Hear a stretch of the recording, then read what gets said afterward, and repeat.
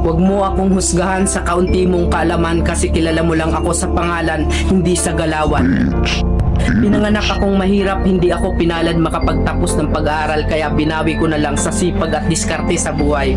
Oo, wala akong pinag-aralan pero kaya kong kumita sa lansangan na hindi mo makukuha sa taas ng iyong pinag-aralan. Bago mo ako husgahan, daanan mo muna lahat ng napagdaanan ko para malaman mo kung sino at bakit ako ganito.